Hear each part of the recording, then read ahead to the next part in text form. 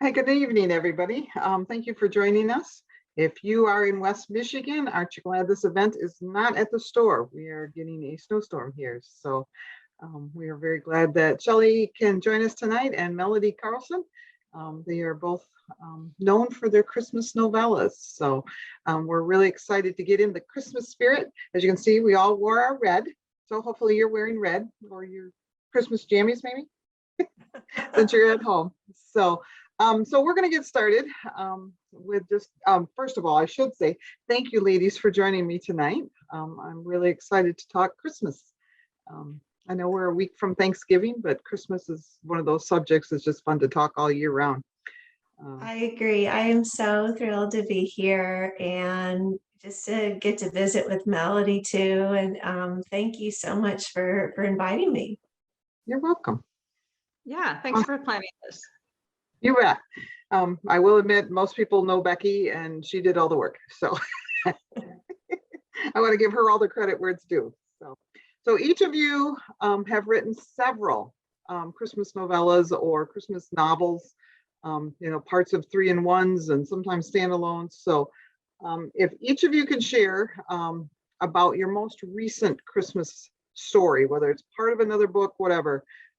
And Melody, if you would like to go first, that would be fine. Okay, well, this year one is A Quilt for Christmas.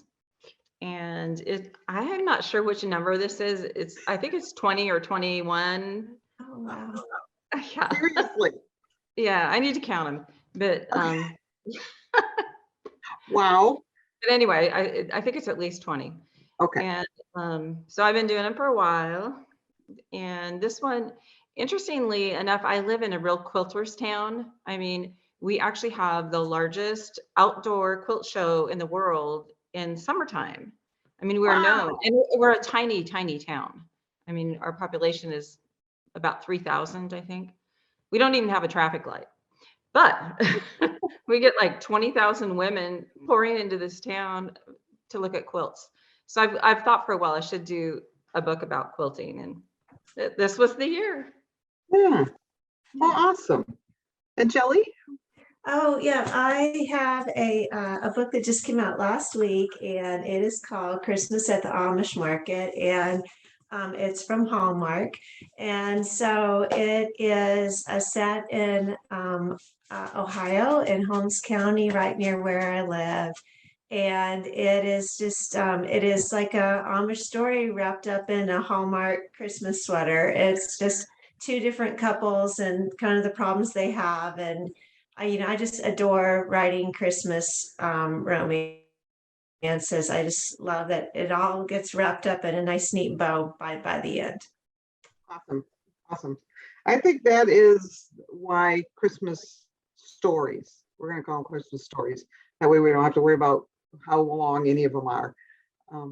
But that's what makes them so nice, is they're just this wrapped up in that cozy feeling. So while we're talking about that, what are some of the components that you find necessary to be in a good Christmas story? Well, we started with Mel, so Shelley, if you want to go. Okay, sure.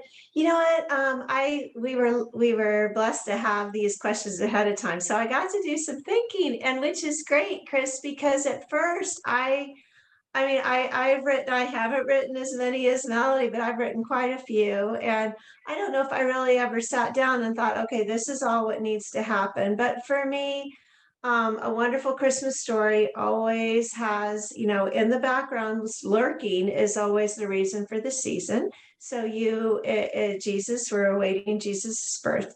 But also you've got to have some other components for it to feel Christmassy. So there almost always is snow.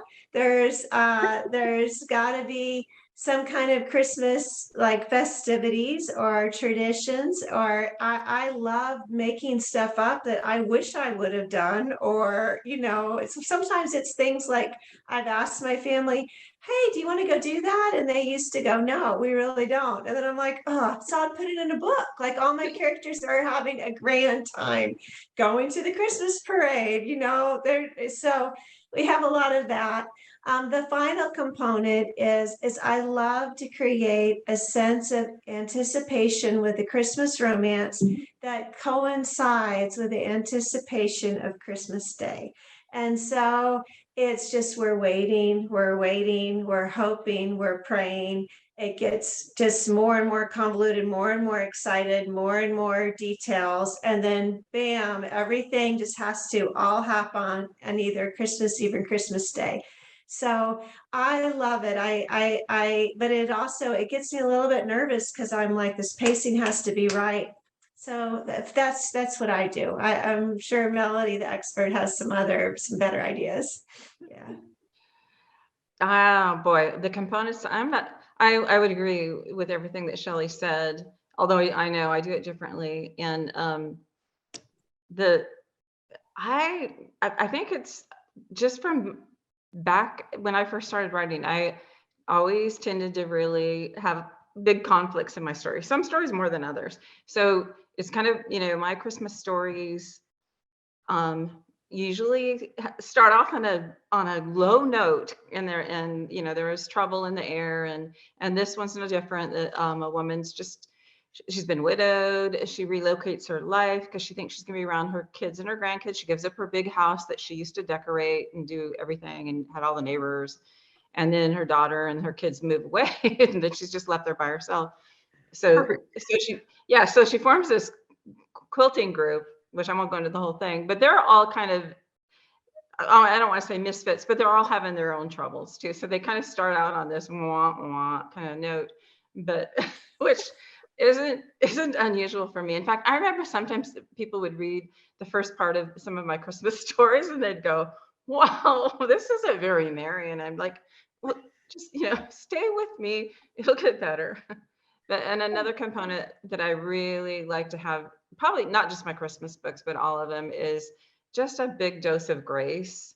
And I just feel like, especially in the Christmas books, because we all have problems of some kind. And at Christmas time, it's really easy to think that I'm the only one that has problems, and or it's easy to look at somebody else and not see past certain layers. So I like to get the grace in there, and usually you get the grace in there by having difficulties that have to be overcome. So yeah, but they do end happily, usually at Christmas time, but you never know. And then it's funny, I'm going to just add this to what Shelley was saying about the I always say, yeah, snow and cocoa and all of that stuff. But it's funny because my Christmas book for next year, which I won't say what it's called, but it's been already optioned for film, and the producer wants to film it in South Africa. Well, I'd written it for Europe. It was like it was a fake country, and it was all snow and so South Africa at Christmas time, it's all sunshine and 80 degrees, and so that was quite a revision. I have never done a Christmas book that's like that, but the script, which I did finish, is all set in sunny South Africa. Oh, interesting, and congratulations. That's That's wonderful. That's amazing. Well, it's just kind of quirky because, yeah. Yeah. I mean, that he made, here we're going to wander off a rabbit trail, but that he made such a big change to the weather, the setting. Yeah. I, Well, because, yeah, we all are up here in the north and Yeah. in snow country, and that's what we think Christmas is. But gosh, those people down there, Christmas is sunshine and a lot of different traditions. So it really Yeah. stretched me to set Christmas in the sunshine. Well, awesome. Well, I'm looking forward to that already. And then one more question, just to, sorry, Shelley. Oh, no, this is We're gonna cool. be straight to, I don't know, TV streaming. I don't know what multi places they have nowadays. So is it going to go to theaters, or is it going to be? Well, originally I was only going to be in South Africa, and I hope I'm not saying too much. I don't think I am, because I'm not saying what the title is.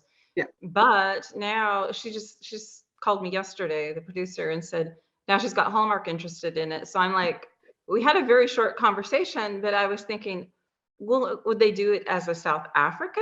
I mean, would they do it Yeah. like that, or do I have to write another script? So then I was telling her, Well, I have other scripts, I even have some that are already adapted, maybe instead of redoing the whole thing. So we're going to talk about that. But I do have one coming out with Up TV it's a Baker Revell book that we thought wasn't going to be out until after the new year. And just late last night, somebody told me that it's already playing in Canada. Wow. Wow. It's called The Happy Camper. And I'm like, nobody told me. And I my didn't agent and the other know. producers were saying the same thing. Nobody told us. So, and I feel bad because I haven't really let anybody, because I know I have Canadian readers too. I'm going to get all off base here, but Yeah. Yeah, I'd heard that one had gotten made into movies. I had not heard if and when it was releasing, but well, it that took is me by a surprise. fun book. Yeah, Okay. but it should be out after the new year in the US. Awesome. But those Canadians Yeah. got it early. Maybe their calendars are all off. You never know. I It's know. probably been snowing there for months now. So Right, right. we're gonna get nasty notes from all the Canadians that are watching us tonight. No, they'll probably be saying, yeah, ha, ha, ha. They probably say they've already seen it, Melody, and they loved I it. know. That's what Yeah. they'll And I be feel like, saying. don't tell me. That's right. How good they liked it. Yeah. So, okay, we should wander back. Yes. Even though I'm sorry, that was just absolutely awesome. So Yeah, that really was. I'm going to jump ahead a little bit just because we were talking about them. Do you guys watch the Hallmark movies? I mean, some people watch them religiously in December. Not religiously. When I watch them the most, this is going to sound terrible, is when I'm sick. Because it's just real soothing, and you're sick and you just turn it on and they just one after the next. And so I've done that before, but I've been, there's a lot of now, streaming stations and stuff. And because I'm doing more screenplays, I'm paying a little bit more attention. So I've been watching Up TV and the AmFam, and I can't remember what all. So I'm stretching myself beyond Hallmark. Okay. Yeah. How about you, Shelley? Do you watch Hallmark? I do. I am a miserable TV watcher. I really don't watch very much TV at all. So I'm always got a new book I'd rather be reading. But I have to say, I do have favorite Hallmark Christmas movies. So when I'm the type that will like figure out what's on, and then I'll be like, okay, all right, this 2 hours, I'm going to watch this, and I'm going to turn back off. So I have to say yes. Anything that's good entertainment, I'm up for. So I think Christmas Hallmark movies count as that. I think so. Yeah. Yeah. To be honest, my favorite Christmas movies, and this is the truth, and Hallmark can be listening, but are the old classics that were made like in the 40s. I love Oh, them. And sure. there's some that people really just don't know about that are just wonderful. So yeah, I love I those. agree. We used to watch a lot of, now it's gone over to something else, but AMC, when they were a lot of really just classic movies. And at Christmas, they would show all the different versions of the Christmas Carol and, Miracle on 34th Street. 34th Street, yeah. What was the name of that street? I think it was know. 34th. I think that sounds The right. 44th? 34th? Yeah, 34th, isn't it? 34th? Yeah, Okay. I think so. Now we really don't know. We should have brushed up on our Christmas movie information here. Somebody- Well, and there's this Telling us. one, and I'm not going to be able to remember the name of it, but I think it's a miracle about something. But it's about this little squirrel, but it's really people, and it is hilarious. I've had friends watch it, and they all just like, that's like the best, funniest, weirdest movie. Made in I think it was made in the 30s. But, And it's about a squirrel, but with well, no, the squirrel's just a minor part in it. Okay. But they've stashed away, somebody hid money, and then the squirrel has burrowed in and he finds it and he throws it into this poor people's house, this money. And every day they pray on every Thursday, and then the money comes falling down. And it's hilarious because everybody's doing something. Some are helping people and some are being stingy. And it's just this cute little life lesson. I wish I You're could gonna have to look that one up. What a ride. Yeah, I will. I'll look it up. Maybe I can get it up before we're done. We stumbled on, well, it's called Scrooge, not the one with Bill Murray, Scrooged. It's just Scrooge, and it's the musical of the Christmas Carol. And my kids grew up watching it. We sing along. I mean, we still watch it every Christmas. We have to sing along. We do all the quotes, the whole kit and caboodle. And it's pretty funny too, to be honest. So yeah, I love those old ones. So Me well, too. great.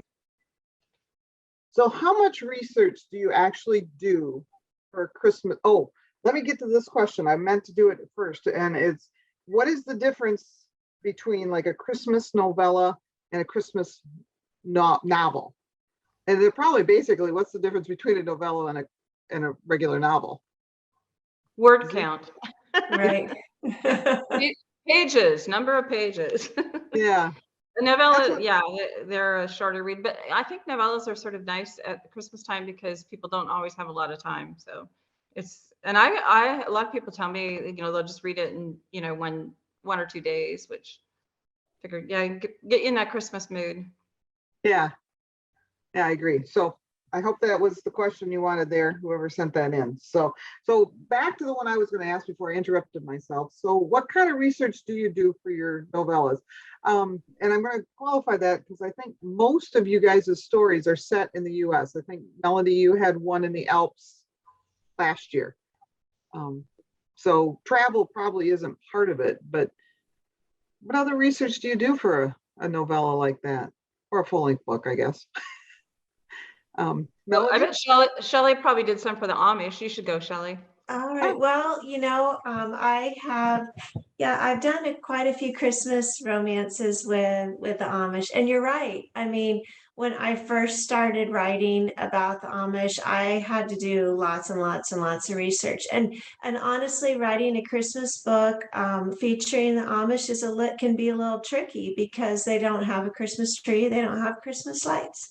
You know, they're not going to be waiting around for Santa Claus. So there's a lot of things that maybe would be just instant, oh, let's stick this in while nice scene when they're decorating the tree. You can't do that.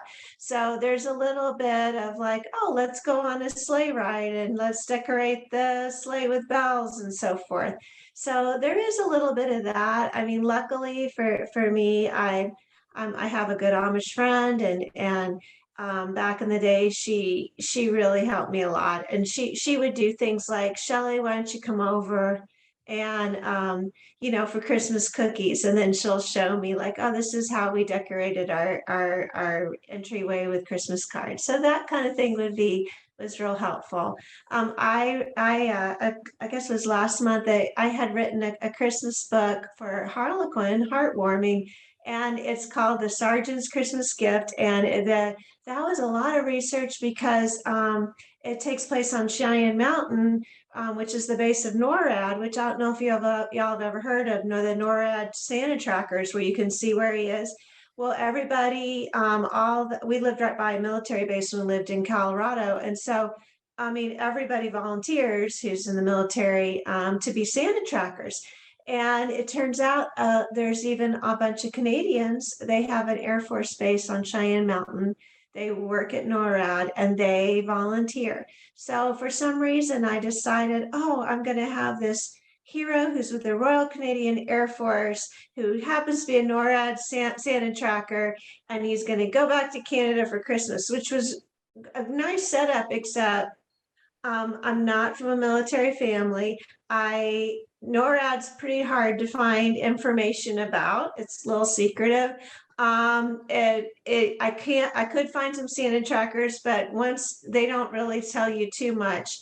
And so I hadn't been to the city where I decided he was from in Canada, and it just happened to be COVID, and I couldn't have gone there even if I wanted to. So it was a whole new a bunch of work for me on research, but luckily that's not always how it is. That's Yeah, great. That's a great most things story. you can find most things online, but you wouldn't be able to find that online because that's a secret thing. So that would be a challenge. Yeah, Yeah. it was one of those things where it's be careful what you wish for. I mean, I kept telling my husband was like, why did you want to write this? I'm like, I don't know. I don't know why I wanted to write it because it's due in 2 weeks and I have to figure this out. Well, what about you, Melody? What do you set your books in all different places? And Kind of. yeah, like the last year's one was the French Alps, and next year's one's a fictional country that's kind of in Eastern Europe. And I've set some historically, so that's a little bit more of a challenge, but I think but for the most part, they're contemporary and the research is really pretty easy. Though even the quilting one, living in a quilting town, and I used to actually do quilting too, not nothing to brag about because I they were pretty simple quilts. But so yeah, I had to think a little bit, and I had to talk to my neighbor about what the latest greatest stuff is, because there's a lot of new little quilt tricks that, not that there's a whole lot of that in the book, but you want it to feel like it's so, like if a quilty lady reads it, she's not going to go, oh no, they don't do that anymore, you know. Right. You don't want any of those emails. No. No, you don't. No, you don't. So I got to ask, because both of you have written, again, novellas, but you've also written full-length novels. Which is easier to do, the shorter or the longer? Well, for me, I mean, I have to say, I've written quite a few Christmas novellas. I think I did four in a year, in 4 years. But you know, I like them because for me, they're 20,000 words, which is a full length novels for me about 70. So it's just it's a lot. It's kind of fun because it's quick. But the other part of it is, well, you need to have your own whole story in just 20,000 words. The first one I wrote was tricky. Like I'm a kind of a sparse writer, but even I was having a hard time. I was like, uh-oh, I'm 2/3 of the way through and I don't really, the conflict isn't good enough yet, or we haven't really moved on. So I pretty much had to cut a lot of stuff and rework it. So but it is nice that it's nice and fast. I can get it done. Yeah, and I've kind of gotten to a rhythm with them too, but mine are more like 40,000 words. I'm not sure why that difference is, but and I always write them in the summertime, almost always in July. And I always joke with people, like, I'm in my office, and of course I got the air conditioner going, and it's 100 degrees outside, but inside I'm having cocoa and Christmas trees and snowflakes falling. And then I step out my door and it's like, what? Yeah. I was going to ask if you guys wrote when you wrote, I mean, and it could be any cycle, but yeah, that's funny that you wanted them in July. So yeah, that's not a bad idea either. Yeah, well, you know, when it's hot like that, it makes you feel cooler, you know. yeah, I haven't done the air conditioning thing, but I always do the Christmas music. And mainly it's just to keep reminding myself, Christmas, it's Christmas. You need to have, like, everyone needs to be eating cookies and excited, and because sometimes, yeah, you get so caught up in the conflict and the emotion of the characters, and then I'll be like, oops, didn't really mention anything about the holiday. So then kind of going back. It is. It's so fun, but there's also a little bit of, it is a learning curve. Yeah, I So, bet. Do you find it, now you mentioned too that you're like, oops, I'm already 3/4 of the way through it. And, you know, is it easier to have that conflict happen really quickly then, like that in a novella, or is it nicer for you that you let it develop longer, like in a novel? Because I know the new one you got coming out, it looked like a novel. Shelley. yeah, well, this one, the Christmas, yeah, it's a full length novel, but like I had one coming out in September. It was an Amish Christmas Star. It was a 20,000 word novella, and it's exactly what you said. I had the hero and the heroine meet on, I think, page 4, and I set it up, and by, you know, page 8 or 10, like, everybody knew this was the conflict, this is what had to happen, we were on a time crunch, off they went. And so that was it. I mean, when I love when things like that work. Sometimes you, like, imagine in your mind, or I'll pitch it and to my agent or the editor, and I'll be like, okay, I think this is going to work. And then when I get ready to start, I'm like, this isn't going to work. So I love it when it all just seems to be like moving. But It does help when things happen right away. Awesome. So I have somebody here that is asking a question here, and I'm going to need to put my glasses on. Sorry about that. This was going to go smoother in my head. Who was your support person and knew you could be a writer? So I think they're asking, was there a certain person in your life before you became a writer that encouraged you to become a writer? We're kind of wandering off topic here, but somebody sent that in, so I wanted to make sure we got it in here yet. So Melanie, do you have somebody that you can say, hey, it was my kindergarten teacher?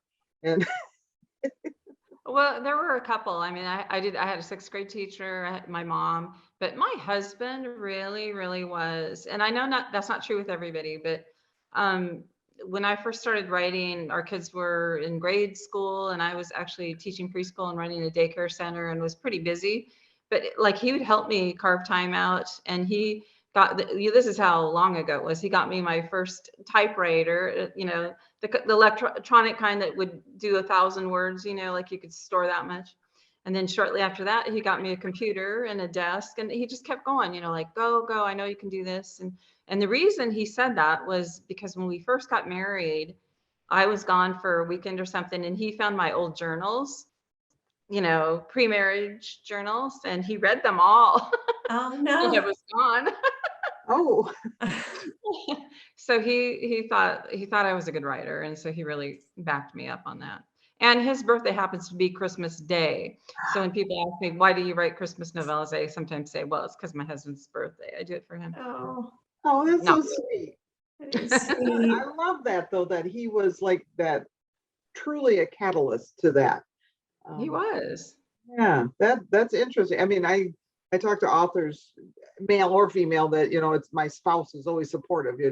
I haven't heard anybody say not, but to have him be the one that like literally pushes you into that world, that's really cool. Yeah. And I do know people whose spouses are not supportive. Really. Of course, they're not going to tell people that, when they're being interviewed, because Yeah, that's true. So, but that happens. they're all Yeah. lying to me. Now I feel bad. So how about you, Shelley? Who is somebody that You know what? I guess Melody and I married really good guys. Yeah, my husband is the one too. I mean, I was a teacher. I had just finished my master's program. I was sure I was going to become a principal. Then we got transferred to Ohio from Colorado, and what ended up happening was I had just kind of started making stuff up a little bit, but really just for fun. And I was a little bit like at a loss of what to do because I'd been teaching school and working so much, and suddenly I was a stay-at-home mom, but my kids were at school all day. And so I was like, now what am I going to do? I can only clean so much, and I'm really not very good at cleaning. So anyway, but he's the one who found in the local paper, and it was a Romance Writers of America local chapter meeting. It was at a Barnes and Noble in Cincinnati, and he said you should go. And I didn't want to go. I said I'm a reader. I love to read. I still am a huge reader, and I'm like, I'm a reader, not a writer.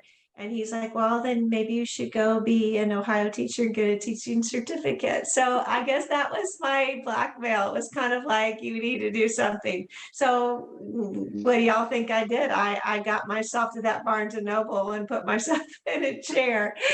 And it was the best thing that ever happened. I met two girlfriends right away who became my critique partners. And here over 20 years later, there's 5 of us, we all met, and we're still all writing, and we've all supported each other. So my husband is the catalyst, and then my writing girlfriends, who for years and years we were not published, we've all supported each other too. And I think, y'all, that is just what everybody needs. You need to have a support system, and you need to have people that are cheering you on and making you feel like you can achieve your goals. I think we're all so blessed when that happens. I agree. You know what? And I love that. I really, really love that both of you guys had somewhat the same experience. That is just Right. fascinating. So because you're right. I mean, and Melody, you're right, is that the spouse isn't always, because, you know, the money isn't coming in, or it seems like they're not doing anything, because, you know, how many people think of writing as a job? You know, a lot of people don't. So, Right. yeah, that is just so cool. I'm really glad. So, so while we're talking about that, do you guys have, and I'm going to kind of couch it in a two-parter here. Do you have any words of wisdom for somebody that would either like to start writing Christmas novellas or even just writing in general? You know, that they might want to do both or one or the other. What would be something you would say to them and go, okay, you need to do, and then fill in the blank there. So I don't know who should go first. Go ahead. Well, I'll throw something in. I think it would be overwhelming for a new writer to try to write a Christmas novella, but why not write a Christmas story? You know, like a short story, or allow it to be, you know, even a longer story, and then see if it wants to evolve. And then the other thing I'd say is don't edit yourself while you're doing it. Just let the story just flow and come out of you, and then go back and edit it. A lot of time, first time writers spend way too much time editing what they don't even know that they're, you know, and it's like, get it done, just finish it, whether it's a short story or a long story or whatever. Yeah. Yeah. Huh. I love that. And then, and Shelley, I don't want to interrupt because I want you to answer too, but with that, would you recommend somebody start with Christmas stories, or would it be better, or doesn't that really matter, Mel? I mean, could it be? Yeah, I think if you're inspired, if you have a Christmas story in you and you're inspired, but what if you have a story about pioneering, or you have a story about dogs, or, you know, I think you should just write whatever is in you and wants to come out, because it's hard enough to start writing. So at least start writing with something that you love and know and have experienced. What do you think, Shelley? I think you said that just perfectly. I mean, what I always tell people that are interested in becoming a writer is that they actually have to write. I mean, I think sometimes, especially when everybody gets on all social media now, you see so many things, and sometimes it's just, it feels like too much noise. You know, you're like, oh, I have to have a website, and I need to have a blog, and I need to have cute things to say, and I need to have an Instagram account, and this is what I am. And I've talked to people, and they're like, well, I'm very, very busy. And I'm like, well, you're not that busy because you're not writing a book. You know, like if you're you gotta write in order to be a writer.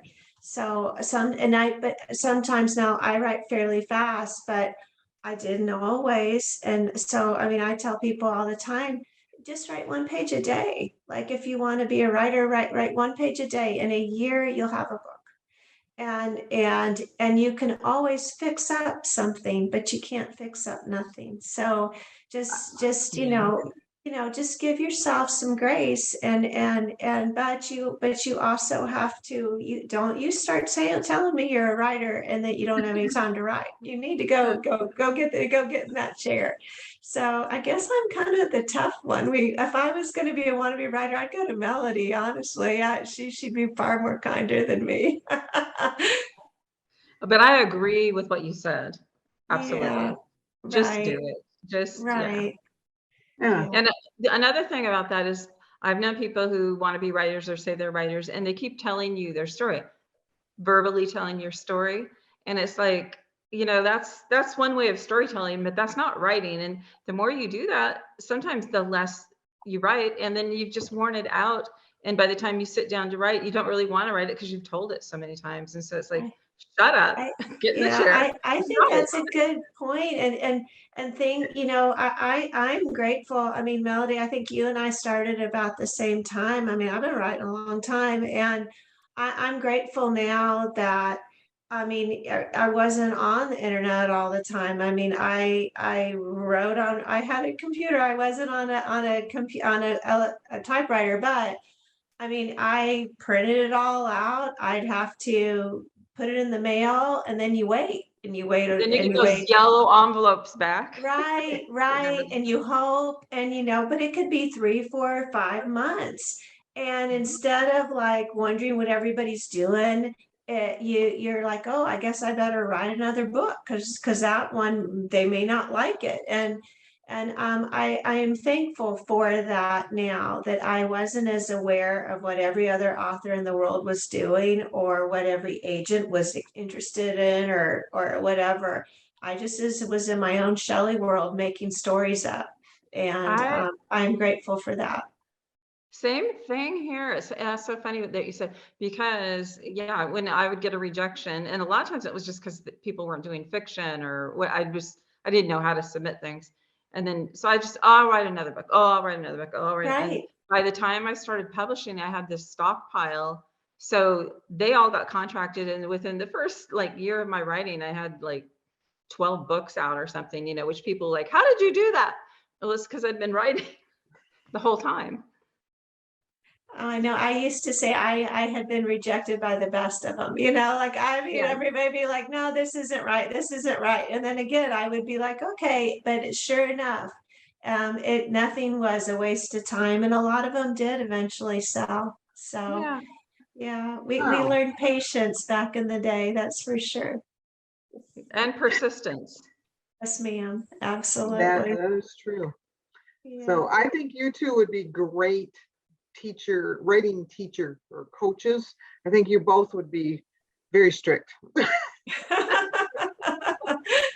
I don't know if that would be good or not, but Yeah. yeah, it is. It's, you love to cheer other people on. And I love when I talk to somebody and I'll be at a library or something, and then they'll come up to me afterwards and shyly kind of say, I think I want to be a writer too, but I'm scared because I was that same girl, and I love to encourage saying, to not paint it all rosy. Like I think any job, whether it doesn't matter if you're a writer or whatever, if you want to do it well, it's hard.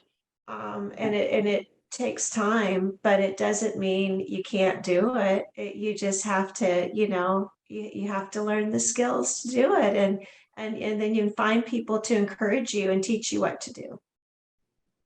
Yeah. So, And both of you have, like you said, been writing for many, many years. So on average now that you've been doing it for a while, how long does it take you to write a book? I'm super fast. I don't like to, but I mean, if people know how many books I've written and how many years I've been writing, they can do the math and know I'm super, super fast. Have But you always been fast? I think I would probably, because even in, college papers and stuff like that, I would just kind of rattle them off.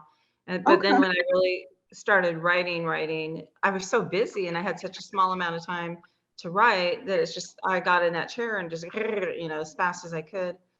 And then even when I quit working, so that I could be a full-time writer, that I was still in a hurry. And then kind of in the heyday of publishing, I was literally writing a book a month, which just, I can't believe it now. I don't do that now, and I don't even want to do it now.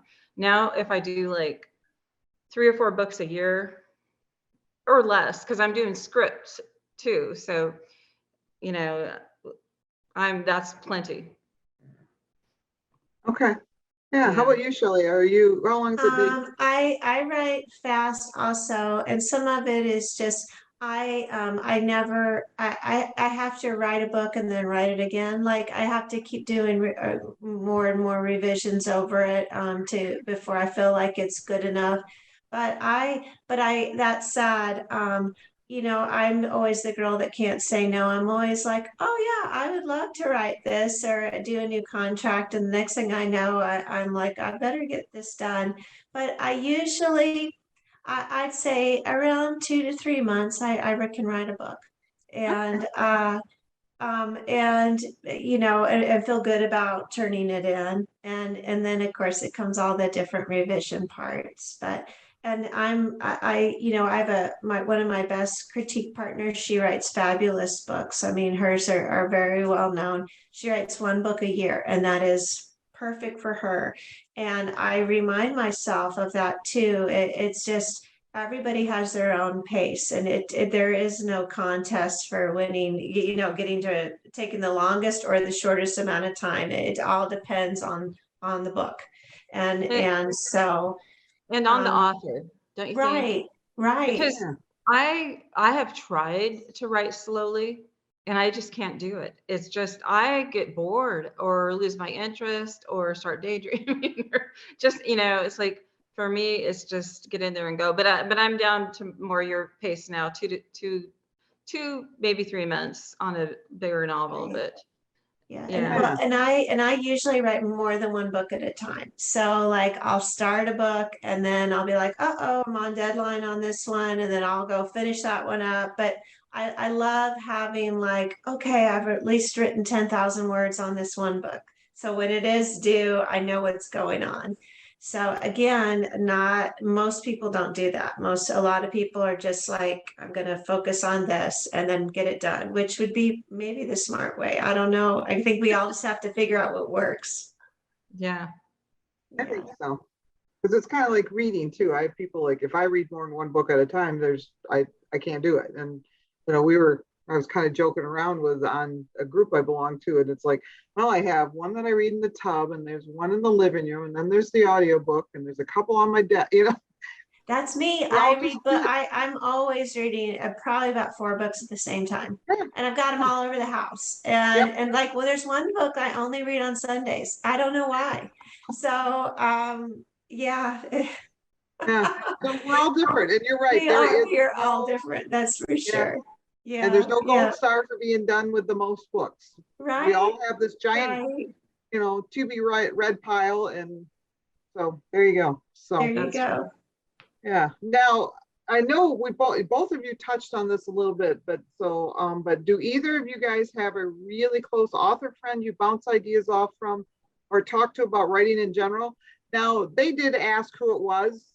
Please do not feel like you need to share names. That's a privacy thing for your critique partners, or if there's somebody you go, hey, I got an idea of writing a book on the North Pole, and they go, yeah, no. I think Yeah. Oh, go Yeah. ahead. I was gonna say, for that very reason, I don't tend to tell people as much. Because, and it's probably just an old habit. It's like, I don't want somebody, when I'm fired up about something, to go, oh, I don't think that's a very good idea. Because maybe writing a book on the North Pole is a good idea, and maybe, or Nora, like somebody probably would have told Shelley, don't do that. There Right. probably some good came out of it, but yeah. I'm in a Yeah. critique group that I'd been in one early on for women that for probably, 10 years maybe. And then wasn't in one for a long time, and then just started a smaller, not smaller, but less experienced writers, which I'm finding really fun. But even with them, as much as I love them, if I have a book idea, I probably wouldn't talk about it. That's I don't know. interesting. That's me. Yep. Yeah, no, well, my crew, we all write different things, which is good. Because some of the things they write, I appreciate it. That's just not my voice. It's just not how I am. But what we usually do, and we always have done, we don't really talk about plots and stuff. We used to, when I lived near them, we would trade papers. So we would meet at Panera on a Friday, every other Friday, and we'd have to have 2 chapters. And for a while, there was 5 of us. So we'd get we had we had a system here. And of course, we all had kids in school. So we had to get home, and I had to clean up the house before everybody came home. So it looked like I'd done something all day. So, but we would trade papers, and we would all write over each other's papers. And one gal I was pretty good at grammar, but she was even better. And one gal was really good at no, you didn't say this right, or maybe you should do this. And then what we would also really, we would do smiley faces and be LOL, or this is making me laugh, or boy, I hate this guy. I don't like him. Why, and it kind of made you feel oh, good. my ideas maybe are okay or not okay, because writing it's such a solitary profession. I mean, I give every one of my manuscripts to a lady, and she reads them all the way through before I turn them into my editor. And she checks things like eye color and stuff because I always get everything wrong. But she really does it. So I mean, she's so helpful to me because she makes me feel like, okay, I did write a book and it does work. And at least I can turn it in knowing that somebody besides me thought it was a good idea. Awesome. Two very different writers, and yet you guys write similar. It's very Right. interesting. We do have somebody that's interested in knowing if you are a plot-driven writer or a character-driven writer. Shelley, if you want to go first. Sure, I'm a character driven writer all the way. And that's what I think I've been able to write so many Amish novels, because everybody's like, well, how do you do all this research? And I'm like, oh, my characters just happen to be Amish. I really feel like people are people. And so you got to write a book about people characters people want to read about. If and I know this because I'm a reader. So if I don't really like everybody, or I'm not sucked in by about page 50, I'm going to go toss the book and go get a different one, because I got a whole huge stack of books I'd like to read. And so I'm very much like, I have to create characters that people care about, and then the plot will come second. I know that that's not how everybody writes, though. Yeah. What about you, Melody? Yeah, I'd say character driven. Absolutely. I kind of think, well, no, I was gonna say I think most women are, but that's really probably sexist. Shouldn't say that. But like Shelley's saying, characters that hopefully the reader really cares about. And I think the way that we make or we encourage our readers to care about them is, by showing their flaws and their problems and challenges. And to me, that is plot. When the character has a problem, that hence is plot. Anyway, it's enough plot for me, because I've done a couple of suspense ones. It's not my favorite thing to do, where they really are a little more plot driven, but I like gentler stories that take you through, in somebody's shoes, and you get to know all their friends and what's going on. And those are my favorite kind of stories. Yes, I agree. I very much a character reader. Oh, I want that's to neat. feel like I can hang out with them. Right? Yeah. Yeah. So, and then somebody else would like to know, do you guys have a daily writing schedule? Like every day I sit down and write 10,000 words, which means you finished your Christmas novella in 2 days. So, I sort of do. When I'm on a deadline, I get into my office kind of by 9 o'clock, and it's maybe later.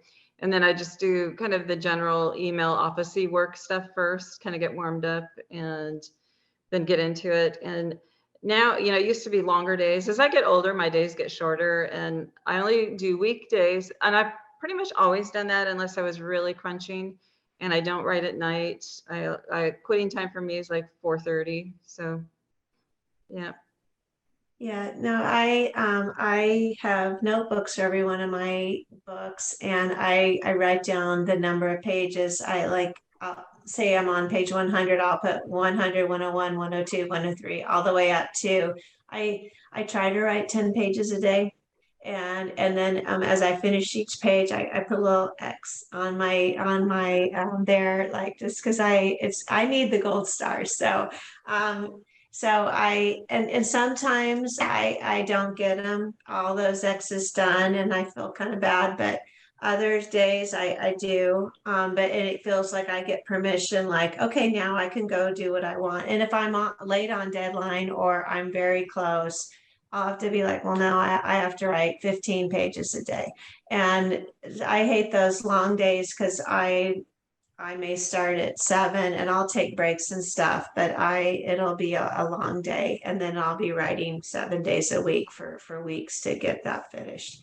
but Wow. that's the job. I mean, it's when you say yes and people expect you to write the book in a reasonable amount of time and turn it in. So it goes back to be like, if you're going to be a writer, you should probably write the book. So Yeah. you have to do it.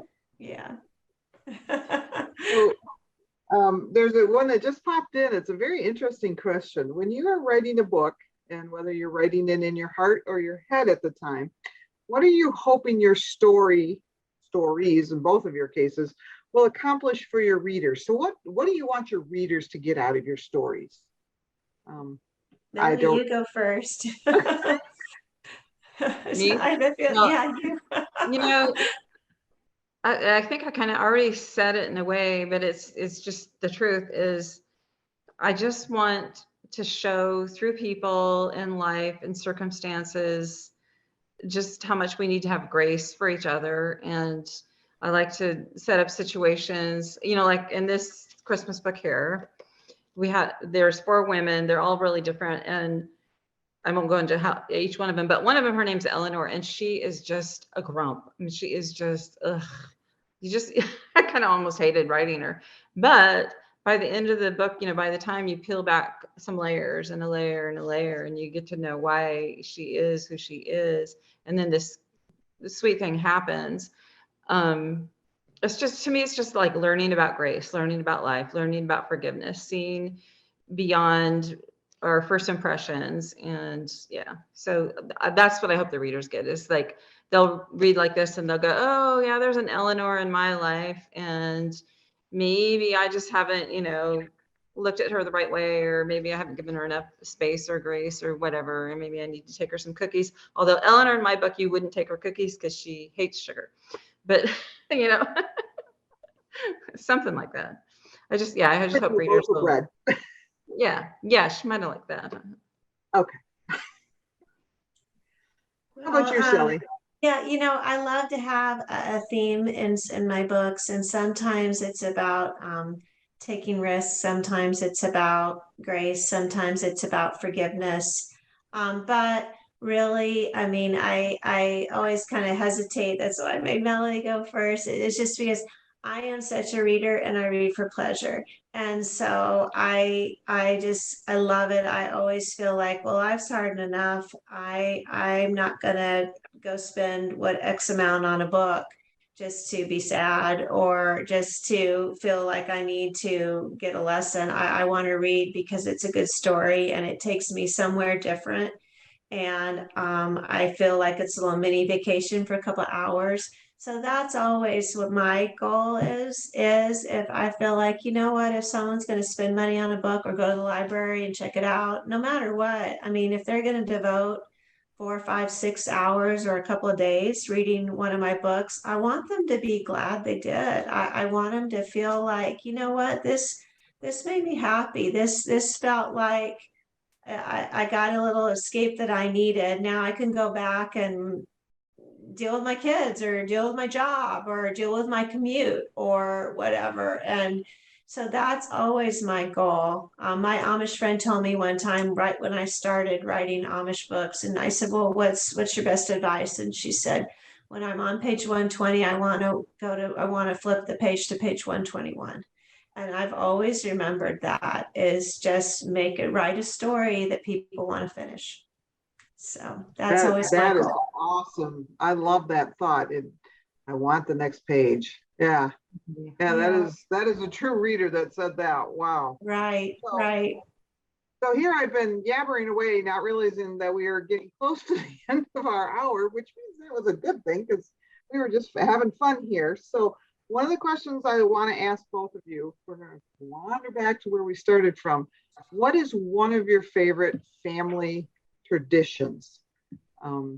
Is there something is there a movie you guys always watch, or do you make sure you sing Christmas? What is a Christmas tradition your families do? And if it's too private, make some up. No, when we're all together, like I'm fixing to go to Colorado in about 2 weeks to see my new grandson.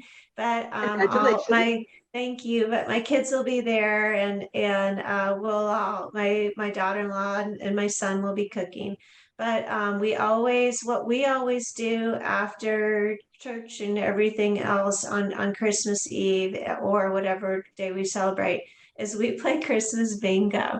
And so I've got this Christmas spinner thing that you call out. I'm always the caller out because I like to be in charge. So I call it like reindeer and whatever. And anyway, and then my husband buys these awful gifts like the seen on TV ones for like the clapper or whatever.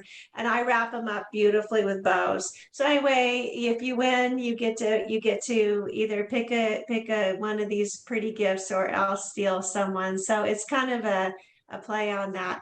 But we do that for ever we have, and they invite friends over, or we'll invite friends. We've got a whole crowd, and we do that every Christmas, and it's one of our favorite things. That is awesome. I love that. Yeah, it's fun. How about you, That's- Melanie? Well, I feel like we used to have more, but I think the older I get and the older everybody gets, and like my oldest grandchild now, she's in college. And so it's just not as much, but the one thing that we have done for years is because after, I don't know how many, probably 20 years of my husband have been to suffer turkey on Christmas Day, and he doesn't really like turkey that much anyway. And that's his birthday. I finally said, well, what would you like? And he said, lasagna. And I'm like, oh, okay. And lasagna is a hard one to make, but actually, sometimes I had to make two because sometimes we had vegetarians in our family. So I'd make a vegetarian one and a regular one, but we always have Christmas lasagna. And so now our neighbors and other people know that we have Christmas lasagna. And so kind of like whoever's around on Christmas Day that wants to come over for Chris's birthday, Christmas Day lasagna. That's probably. Oh, I love that. That is awesome. I love that. You made me remember this. When we were kids, we always opened presents with my parents on Christmas Eve. And the only way my mom could make sure we ate something is we had pizza. We had Christmas Eve pizza every year when I was younger. It works. See, works. it's all the memories. That's all that it is, really. It's what counts. Yeah. Yep, exactly. So as we're wrapping this up, where can we find you? Well, besides bakerbookhouse.com, of course, where is there websites? Are you on Facebook? Any of the social media, please let us know so we can find you and all your books. So whoever wants to go first, you go right ahead. Well, I'll go because it'll keep it short. I don't do as much social networking as some people. You can find me on Facebook. I have an author page, but I really don't put a lot in their personal stuff. I'm really not that much of it. But I also have a website which is needing some work. It's just melodycarlson.com, and you can sign up for my newsletter. My newsletter, I tend to give people more goods, as well as contests and prizes and personal stuff. And so I that's probably the best connection. So you can sign up for that through my website. Awesome. And Yeah, Shelley? no, I have a website too, shelleyshepardgray.com, and there is a newsletter sign up, which I'm trying to be much better about newsletters. But I am all over social media. I'm on Facebook. I have a private Facebook group. It's Shelley Shepherd Gray's Buggy Bunch, and I post on there almost every day. I'm on Instagram. I'm on Twitter, and I enjoy it really. And then also I visit a lot of libraries, and I love to see people in person. So yeah, and yes, and being on Baker Bookhouse, and here we are doing this tonight. So thank you all so much. This has just been such a treat for me. So thank you. Good. I'm glad you guys had a good time, and I did too. And I've met Shelley. I have not met you in person, Melody, but this was the next best thing. Getting to know you guys a little bit better. That's been a lot of fun hearing about your writing, but talking Christmas, which is always fun anyways. So I really appreciate you guys joining me tonight. We look forward to those Christmas stories. I'll just call them that. It makes it easier. every year. So thank you for doing those. I know people that those are traditions, man. I gotta have my books. So it's always fun to see what you guys come up with next. So so thank you for doing that every year for us readers. So we appreciate it. So, and you that have joined us online, thank you. This is the last fiction one until next year. So I want to wish you all a very happy holiday season. I hope that it is filled with some wonderful memories and some really good books. So you guys all have a good night and thank you for joining us. We'll see y'all soon. Bye. Bye-bye. Thank you.